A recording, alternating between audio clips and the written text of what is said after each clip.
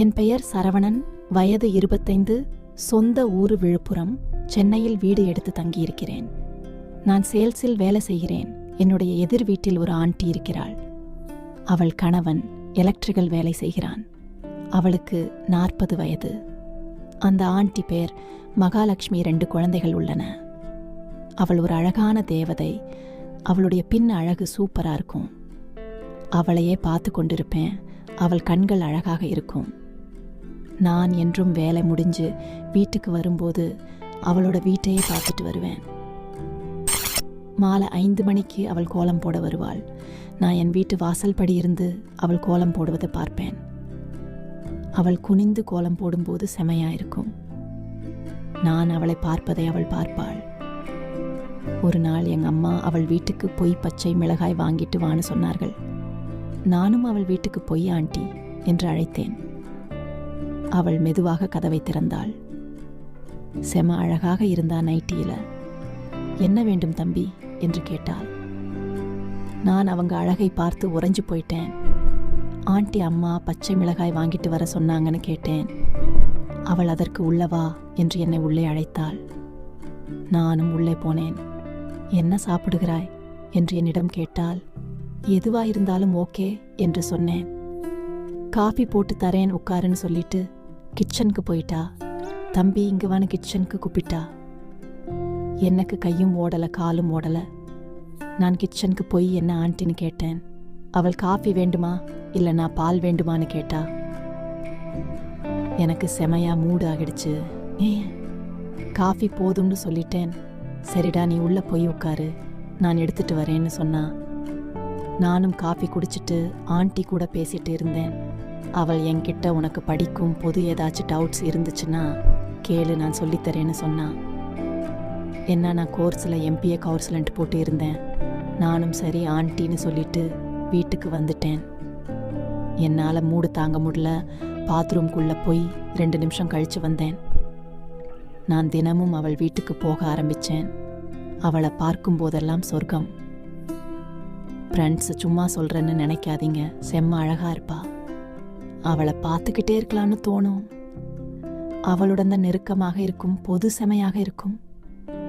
ஒரு நாள் அவள் வீட்டில் யாரும் இல்லை. நான் அவள் வீட்டிற்கு சென்றேன். என்னை உள்ளே அழைத்தாள். நானும் உள்ளே போனேன். சோபாவில் அமர்ந்தேன். அவளும் என் அருகில் அமர்ந்தாள். என்னடா ஸ்டடீஸ் எப்படி போகுதுன்னு கேட்டா நானும் நல்லா போகுதுன்னு சொன்னேன். சரி உனக்கு டவுட்ஸ் ஏதும் வரலையான்னு கேட்டா. நான் அதற்கு இருக்கு ஆண்டி, ஸ்டடிஸ்டிக்ஸ் டவுட்ஸ் இருக்குன்னு சொன்னேன். அதுக்கு ஆண்டி சரிவா நான் சொல்லித்தரேன்னு என் பக்கத்தில் உட்கார்ந்தா.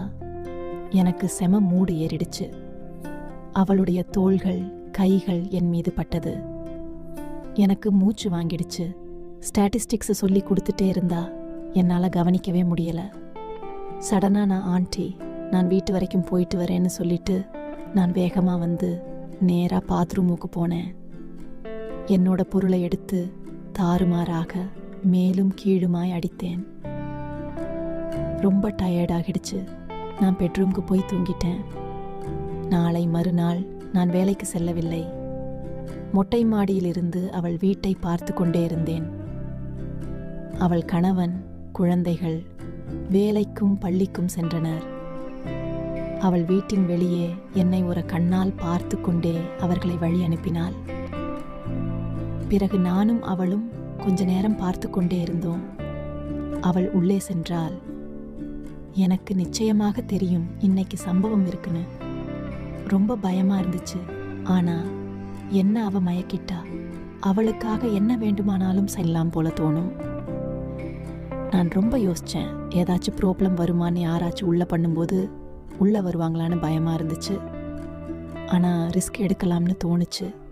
நான் என்னோட அம்மா கிட்ட நான் எதிர் வீட்டு ஆண்டி கிட்ட பாடம் கத்துக்க போறேன்னு சொல்லிட்டு நான் அவள் வீட்டுக்கு ஸ்டாட்டிஸ்டிக்ஸ் நோட்டோட போய் பெல் அடித்தேன். ரோட்டில் யாரையும் இல்லாத சமயம் பார்த்து வீட்டிற்குள் போக நினைத்தேன். சரியாக யாரும் இல்லா சமயத்தில் உள்ளே நுழைந்தேன். அவள் கதவை திறந்தாள். அதே நைட்டியில் இருந்தால். நான் அவள் கண்களை பார்க்க செம போதையானேன். நாங்கள் இருவரும் அதிகமாக வழிந்தோம் பார்வையிலே. அவளை பார்த்தாலே போதும், மூடு ஏறிடும். அவள் என்னை பார்த்து சிரித்துக்கொண்டே கொஞ்சம் கதவுக்கு பக்கத்திலேயே நின்றாள். அரை அடி கேப் இருக்கும், உள்ளவான்னு சொன்னா. நானும் அவளை இடித்தவாறே உள்ளே சென்றேன். அவள் என் முன்னாடி நடந்து சென்றாள். இவளிடம் இருக்கும் சொர்க்கம் என்ன தெரியுமா? பின்னழகு செமையா ஷேப்பா இருக்கும். அதை பார்த்த உடனே நான் அவளை பின்புறமாக கட்டிப்பிடித்தேன். ஹாஹா சொர்க்கம்! நான் அப்படியே செத்து போயிடலாம்னு தோணுச்சு. சொர்க்கமா இருந்துச்சு. சடனா பெல் சத்தம் கேட்டுச்சு. நான் பயந்துட்டேன். அவள் போய் கதவை திறந்து பார்த்தாள். எங்க அம்மா நான் போய் என்ன அம்மான்னு கேட்டேன். அவர்கள் கடைக்கு போய் வாடான்னு சொன்னாங்க. ஐயோ அம்மா, நான் படிச்சிட்டு இருக்கேன்னு சொன்னேன். நீ முதல்ல போயிட்டு வாடான்னு சொல்லிட்டாங்க. நானும் போயிட்டேன். அன்னைக்கு முழுவதும் தூக்கம் வரவில்லை. எங்கு பார்த்தாலும் அவள் முகங்களே தெரிகின்றன. அன்றைக்கும் கையினால் இன்பம் அவளை நினைத்து கண்டேன். நாளை மறுநாள் சண்டே, அனைவருக்கும் லீவ். என்னால் செய்ய முடியாது. அது எனக்கு நரகமாயிருந்தது. அவளையே நினைத்து ஏங்கினேன். என்னால் என்னை கட்டுப்படுத்த முடியவில்லை. செய்தே ஆக வேண்டும், என்ன ஆனாலும் சரி என்று முடிவெடுத்தேன். நாளை மறுநாள் நான் அவள் வீட்டுக்கு போனேன். கதவை திறந்தாள், உள்ளே அழைத்தாள். அவள் என்னை கட்டி அணைத்தாள். என்னால் தாங்கவே முடியல. நாங்கள் இருவரும் பெட்ரூம் சென்றோம். இதழ் அமுதமாயிருந்தது. செமக்கலராயிருந்த காய்கள் அருமையாக இருந்தன. அதை நான் சுவைத்தேன். என்னால் வார்த்தையால் சொல்ல முடியல அந்த அனுபவத்தை. பிறகு இனி நான் உனக்கு அடிமைன்னு சொன்னா. சொல்ல வார்த்தையே இல்லை. நான் சொர்க்கத்தில் பறந்தேன். பிறகு நான் சொன்னேன், அவளிடம் இனி நானும் உன் அடிமைதான்னு. அவள் என்னை பார்த்து சிரித்தாள். பிறகு நாங்கள் எங்கள் பிரீட்சையை தொடர்ந்தோம். நான் சொர்க்கத்தில் ஆழ்ந்து போனேன். பெட்டியில் 1 மணி நேரம் தூங்கினோம். பிறகு எழுந்து ட்ரெஸ் போட்டு சோபாவில் உட்கார்ந்திருந்தோம். நான் அவள் கைகளை பிடித்து கொண்டே இருந்தேன். நான் அவளிடம், நீ என் சொர்க்கம் என்று சொன்னேன். இன்னைக்கு இது போதும்னு சொன்னா. சரி நான் கிளம்புறேன் ஆண்டின்னு சொன்னேன். சரின்னு சொன்னா. அவள் கதவை திறக்க போனாள். நீ என்னோட சொர்க்கம்னு சொல்லிட்டு வீட்டுக்கு சென்றேன்.